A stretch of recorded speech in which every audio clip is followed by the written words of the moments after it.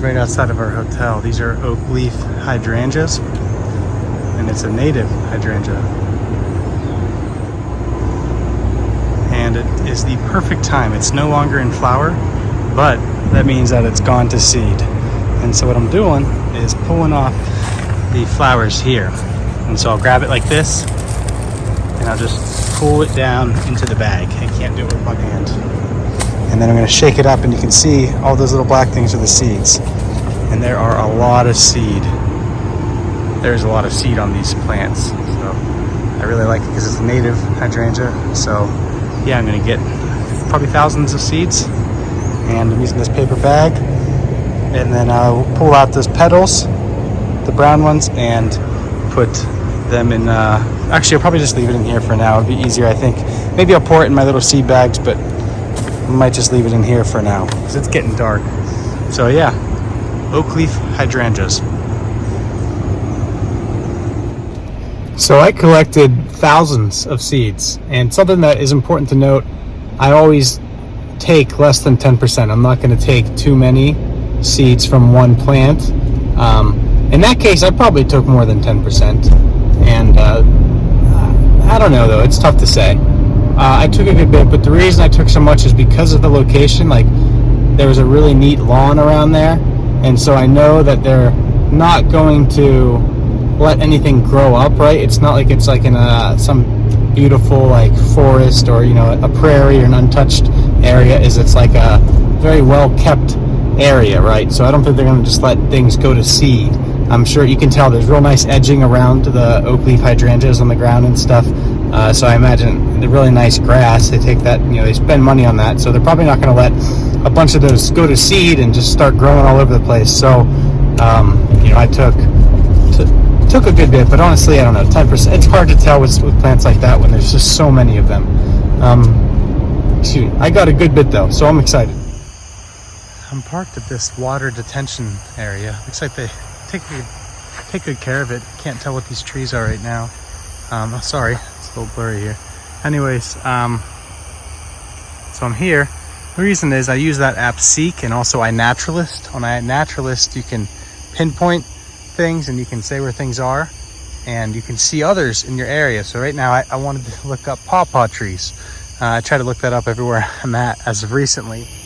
All right, I'm now running to Walmart for something, but 2 minutes from Walmart is this, right in front of me is a little park, and then right here's a water detention center. And looks like they take nice care of it. I bet there's some cool native plants in here. It's really hard to see right now. But the reason I'm here is I use that app Seek to identify plants, but I also use iNaturalist. iNaturalist, Seek is from iNaturalist. They're like the same thing. But the app iNaturalist, you can like create projects, you can join projects. So I made a project, I drew a whole barrier around our property, and then so anything I identify, I sync to iNaturalist, and then it keeps track of it on that property. So it uses your coordinates, says where it is, and then all of that stuff is then used for research purposes. So if I identify, you know, for example, an elm tree, which we have a lot of elm on the property at home. Elm are really getting wiped out in a lot of places right now. So that app has tons of botanists on there. There's a lot of botanists on that app. That's just like a hobby or maybe a work. I don't even know. But they constantly are going through and confirming identification. So I'll put up a few pictures of one plant and it tells me it thinks it's this. And then a botanist will go on and confirm its ID, like, yes, that is this plant. And then that can be used for research. You don't have to turn the location on. You can keep your privacy setting in the app to not share it. I'm sharing it because, I mean, I'm not too worried about it. I mean, it's stuff I like, and, you know, if someone else out there is interested in it and likes it, I'd like them to know about it. And anyway, someone did that here where I'm at. So I like to look for pawpaw trees as of recently. And so there's apparently a pawpaw tree right in here. And so I'm gonna go take a look for it, see how accurate the coordinates are. It's getting dark, so I don't have much time, but I wanted to check it out and hopefully get some pawpaw fruit, if there are any left, to get some, not only to try the fruit, I've actually never had pawpaw. I'd like to try it, but also to get some seed. And I did just get some seed this week from a guy on a Facebook group that I'm a part of. The group is Native Habitat Managers. It's a really good Facebook group. If you're on Facebook and want to learn more about maintaining habitats and things like that, check it out. I think it's awesome. Tons of great information on native plants and how to manage, especially properties. So take a look at it. I'm probably not going to find this pawpaw tree. I don't see a trail. We'll see if I can get in there. But anyways, yeah, check that out. Oh, so what I was saying is I met a guy in that group who sent me some pawpaw seeds this week. So maybe something will come of that. I see a lot of milkweed. It's a good sign. You probably can't, but yeah, there's tons of milkweed. Man, I'd like to see this during the day. Okay, well, I'm gonna put the phone away and, well, actually I'm not gonna turn the camera off and try to find this. So I'm finding tons of pawpaw trees. They are all over the place. These are, it's crazy how many there are, but they are, these ones are too young to be producing fruit. And maybe that was the one that was identified too, was young too. I couldn't tell. They didn't have fruit or anything, but yeah. So I'm gonna be heading out here soon, but either way, cool to be finding some pawpaws. A lot of them, really, man. Really cool. Well, yeah, I should be getting out of here. I found some pawpaw fruit. Not mature, but still cool find. There's some more. Can't reach it though. Yeah. I can't believe how many pawpaw trees are around here. I wonder how many times I've said pawpaw since I've been in here. That's all this is. It's amazing.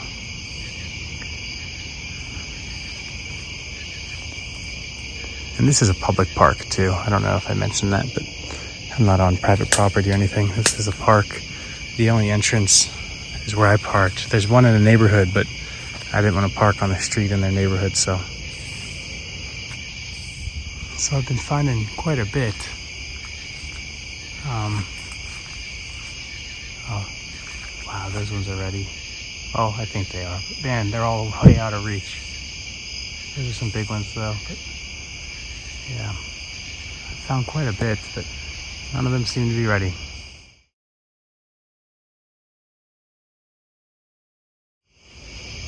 All right, these are the biggest ones I've found. I think the bigger ones are higher up in the trees. I had a really big stick and knocked them down. That was the only way, but I think I'm gonna get going on my way now. It's late. Kate's probably wondering where I'm at. And I am in the middle of nowhere. Not in the middle of nowhere, outside of Dublin, but still, I'm not familiar with the area, so I'll probably get on my way, but these feel perfect. Yeah, let's see. This right here gives me more motivation to find some pawpaws now at home. I just can't get over how this is just a forest of pawpaw trees. You can see that it's amazing. And I think it's called like Hickory Park or something. That definitely, I mean, I've definitely found some hickories, don't get me wrong, but I'd say there's more pawpaws than there are hickories here. All right, I'm back in the car with my pawpaw fruit and I'm happy. Yeah, just a cool little find. And it's right next to Walmart. Took me a little bit, but that's all right. So when you go grab what I need and get back to the hotel. But yeah, that's cool. This really motivated me to find more pawpaws at home. And that app, iNaturalist, is good. I've seen plenty on there, but they're all like private property, right? So I'm not gonna just start going on to people's property. Whereas this one I saw, it just was perfect. I saw it's close to the hotel, it's close to Walmart, and it's a park. Win, win, win. So yeah, now we're gonna get on our way, and Kate and I are gonna try pawpaw fruit tonight. Little background, if you're not familiar with pawpaw, there's a lot of different species of the pawpaw tree. I don't know what kind these are, but it is the largest edible native fruit to the US, which I think is really cool. Native. There's plenty of fruits that grow here, but they may not be native. So yeah, largest edible native fruit to the US. And this is really exciting because I love foraging, you know, finding stuff like this is cool, things you can eat. But more than that, Kate is from a land where there are so many native fruits. That's Thailand, right? So she's got all of these native fruits there, and so that's what she grew up with, whereas it's totally different here, especially in Pennsylvania. So yeah, this is cool for me to finally share something at, I'm 28. It took me 28 years to finally try the largest native edible fruit to the US. So, largest edible native fruit to the US. But yeah, excited to share with Kate, and hopefully she likes it. I'm still on the driveway here, leaving this little, I guess technically I wasn't parked in the park. I was parked in the water detention area. But wow, it looks awesome. I saw tons of milkweed, ironweed, goldenrod, and a lot of cool plants that I couldn't, and that's just at dark. You know, I imagine in the daytime this is pretty cool to walk around. So.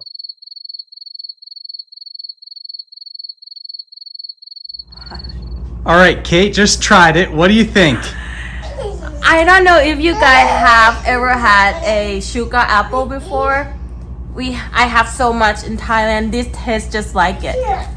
Wow. It's amazing. That is exciting. Wait, can you This plant is, this yes, at I'm going to house? take these seeds and we're going to grow this Oh my at gosh. home. Yeah. Oh, I'm so excited. Kate has much better taste buds than I do, so that means more when she likes something. Oh, that's exciting. Yeah. I can't job. believe you like it. Yes. job. I haven't tried it yet.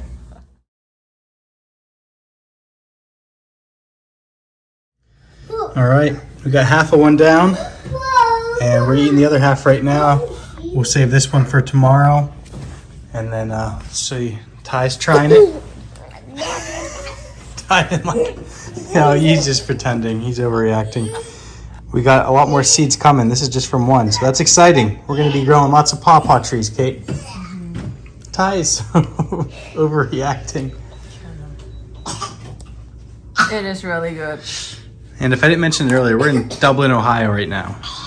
Ty and Thea are matching, just right outside of Columbus, where we're going to the zoo tomorrow.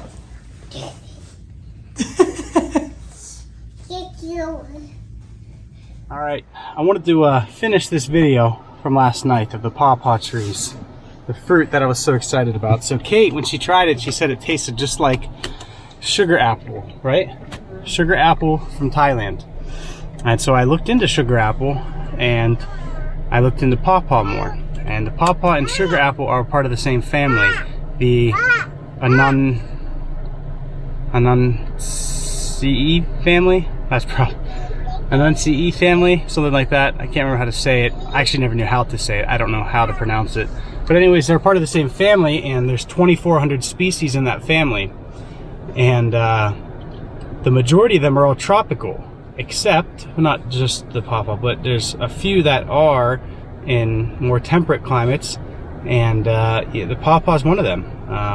It's a cold hardy one. There's only a few cold hardy ones, but I thought that was really cool that Kate tried it and she's like, wow, it's just like this, you know, it reminded her of it, and it turns out they're in the same family, so that's pretty neat. But that's it for the pawpaws. That's it for the pawpaw fruit, all of that. We got a bunch of seeds we're taking home, and we're excited. So that's all we got for this. Thanks for watching, and don't forget to like, comment, and subscribe. Let me know if you've had pawpaw fruit, if you have pawpaw trees around you, and yeah, I'd love to know. All right, guys, we'll see you in the next video.